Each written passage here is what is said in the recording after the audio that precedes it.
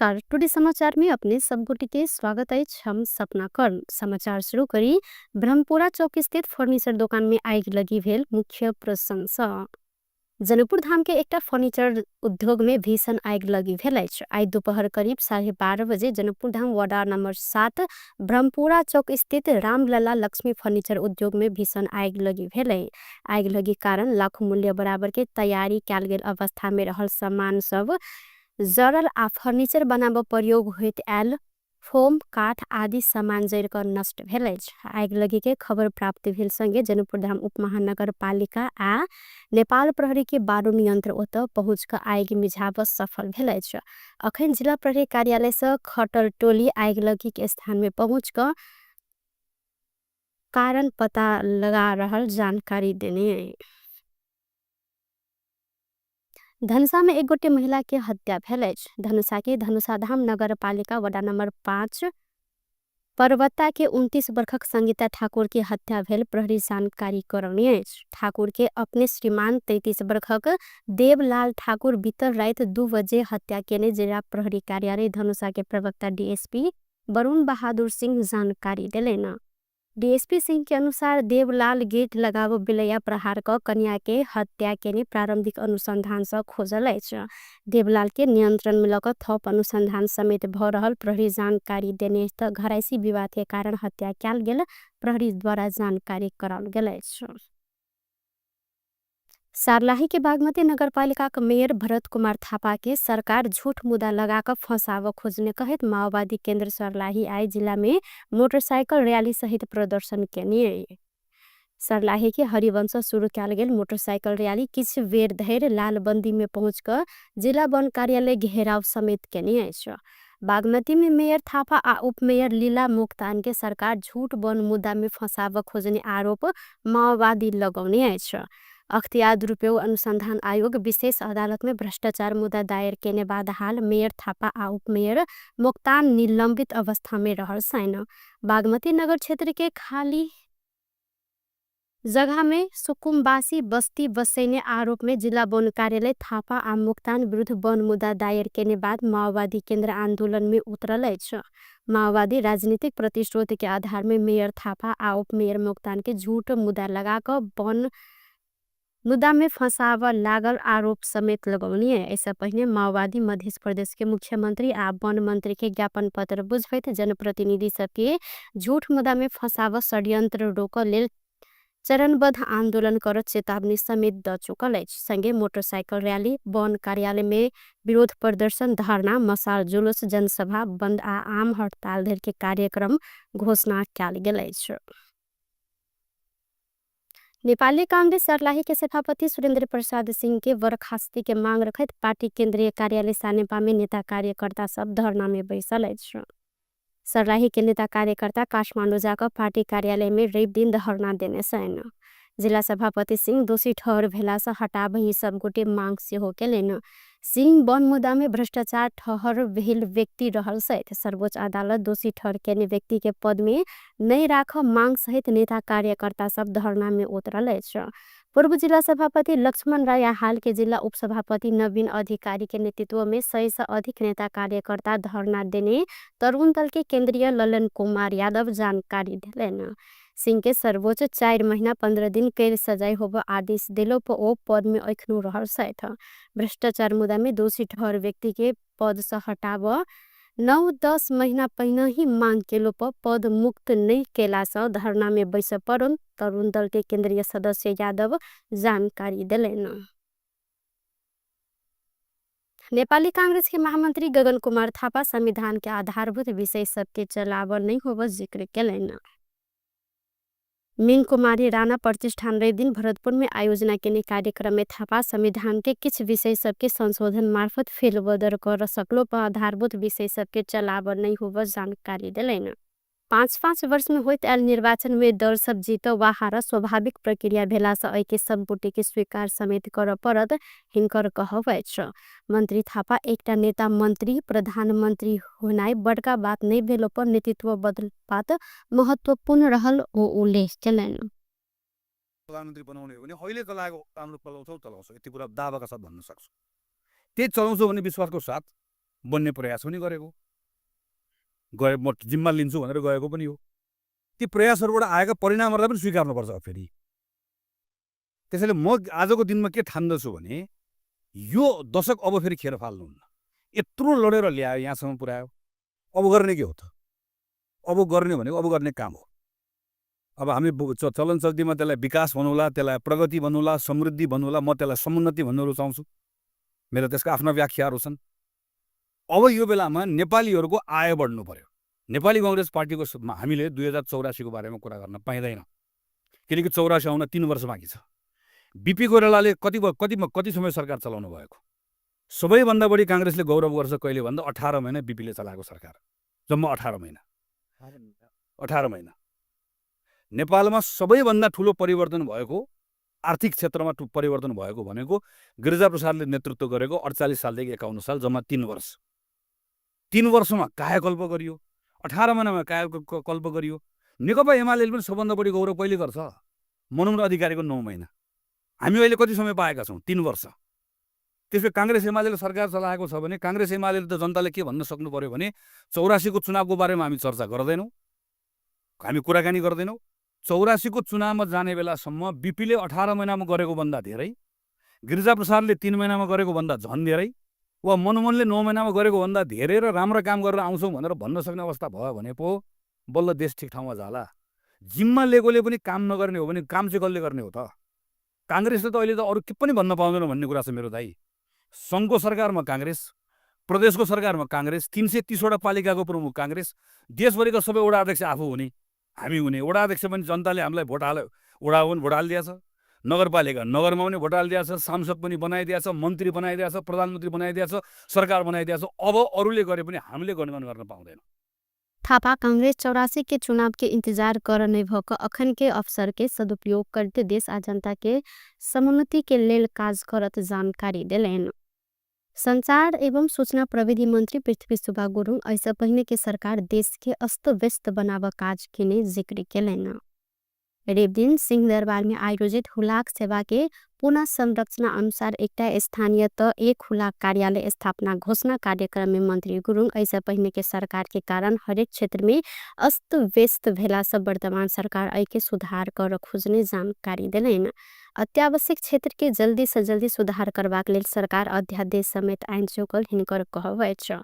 मंत्री गुरुङ देश के स्थानीय सरकार कर्मचारी तंत्र भेलो पो में सबसे अधिक राजनीतिकरण भेला से सरकार सिस्टम बनाव खोजने जानकारी दिलेन। सहकारी ठगी प्रकरण में संलग्न सबके कार्यवाही करत नियमन प्राधिकरण गठन कर सरकार आवश्यक कानून बनाव लागल हिनकर कहबै छ। अर्गनीपुरमा महान्तेश्वर सहितको सबै कर्मचारीमा ध्यान राख्नु भन्न चाहन्छु, मन्त्रालय ध्यान राख्नु भन्न चाहन्छु।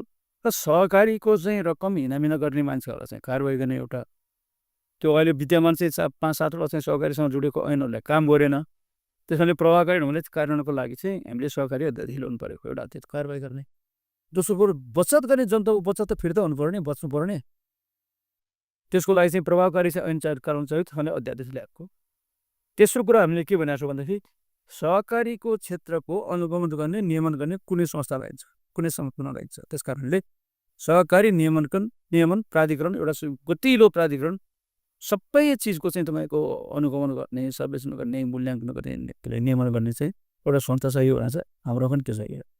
राजस्व वृद्धिमा हामीले योगदान दिनु पर्यो। अस्तिमा चाहिँ त्यो के अरे हुलाकमा जाँदाखेरि जे उहाँले जे कुरा प्रस्तुत गर्नुभयो यति साँच्चै नै भन्दा पनि सरकारी नभएको जस्तो मलाई फिलिङ भएको। सरकारी रहन्छ यो सरकार, युवाको लागि सरकारी रहन्छ। त्यहाँको काम गर्ने कामदारको यति धेरै दुःख छ, यति धेरै चाहिँ त्यो सबै मेनुअल गर्नु गरेर हाल्यो। कुनै चाहिँ के अरे साइन्टिफिक सिस्टमै छैन, कुनै चाहिँ आधुनिक सिस्टमै छैन, कुनै प्रोसेसिङको कुनै चाहिँ नयाँपनै छैन। र यहाँ चाहिँ अर्कोले चाहिँ यहाँ कुरियर सेवा छ, हाम्रो चाहिँ उही पुरानो चाहिँ ताका डेटा गरिरहेको छ। कम्पिटिसनमा जानु पर्यो निजी क्षेत्रसँग, राजस्व बढाउनु पर्यो होला। बजेट वृद्धि चाहिँ अत्यावश्यक कुरा हो। सङ्क्रमणकालको व्यवस्था गर्न जरुरी छ। यति कर्मचारी हट्यो हो, बिस्तारै बिस्तारै हट्दै जाने भनेको छ, सारा चाहिँ भनेको छ होइन, त्यसको व्यवस्थापन राम्रो गर्नुपर्छ। मन्त्री गुरुङ नेपालके हुलाक क्षेत्रके राज्य सदैव उपेक्षा केने कहैत आब ऐके आधुनिकीकरण करैत आगा बढ प्रतिबद्धता जनोलेन।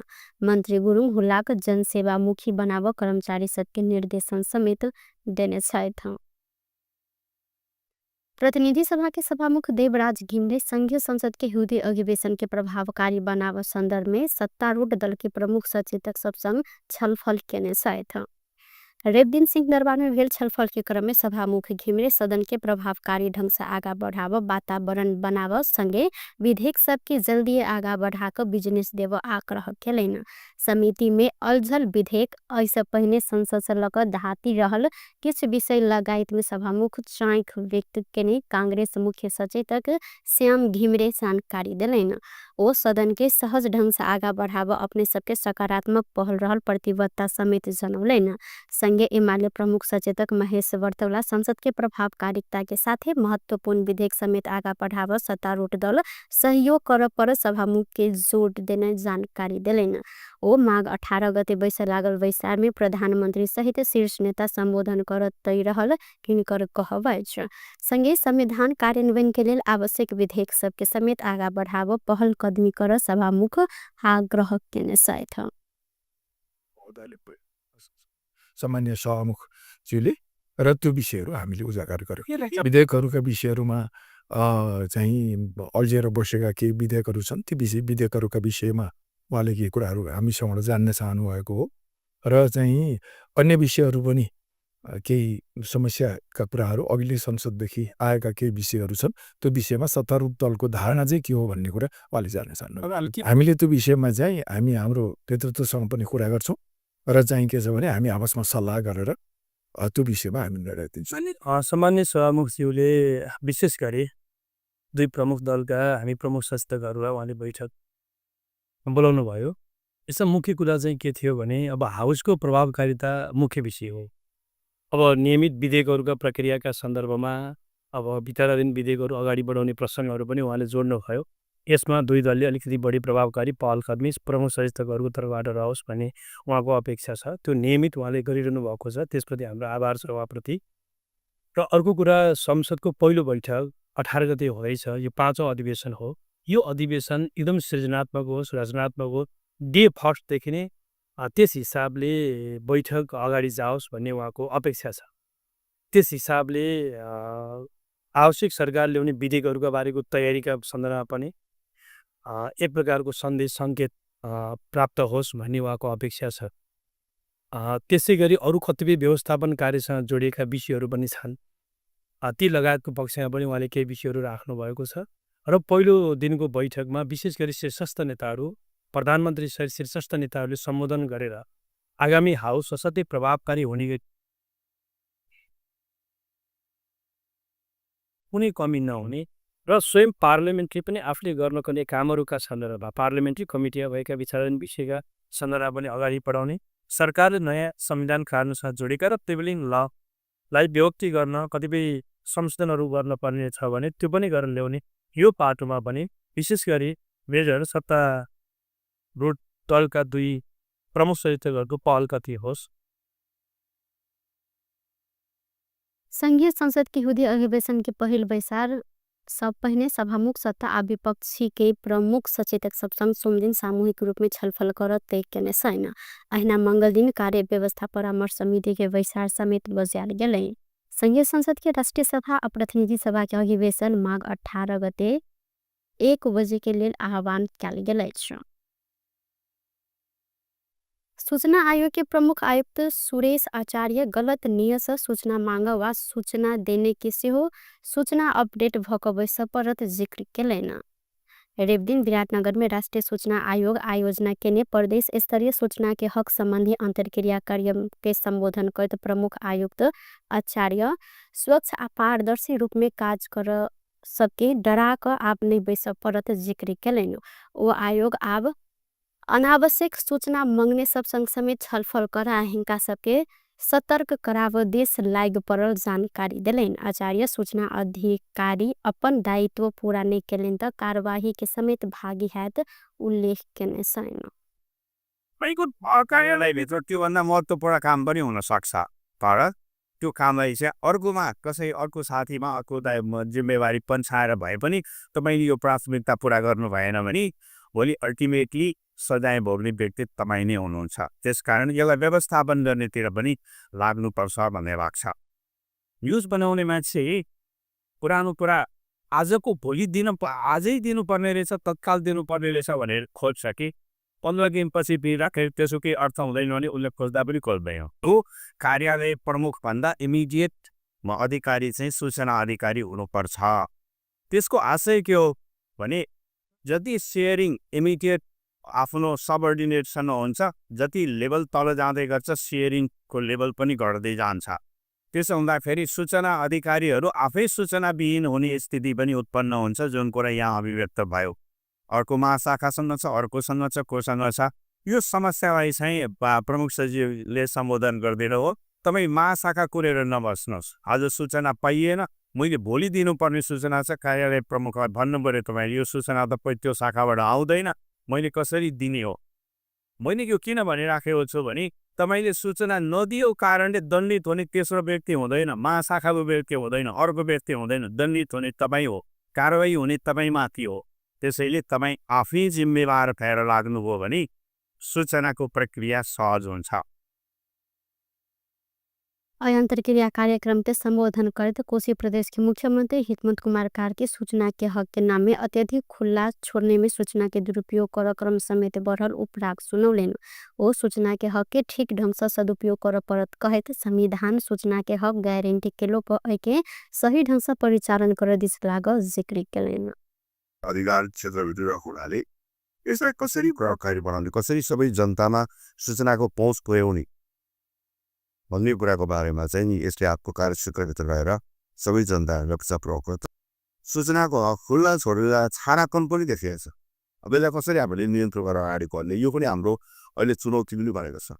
यी सबै कुराको समुचित प्रबन्ध गर्नका लागि नै मलाई लाग्छ सूचना आयोगको महत्त्वपूर्ण भूमिका हुन्छ। मुख्यमंत्री कार्य सूचना के हक से पारदर्शिता आ जवाबदेहिता बढ़ला से ऐदिस ध्यान देत निश्चित व्यक्ति मात्र नहीं भख आम समुदाय के ऐके निक प्रयोग संबंध में आगा बढ़ाव परत जानकारी दिलेन। टुडे समाचार में अब आर्थिक संबंधी समाचार।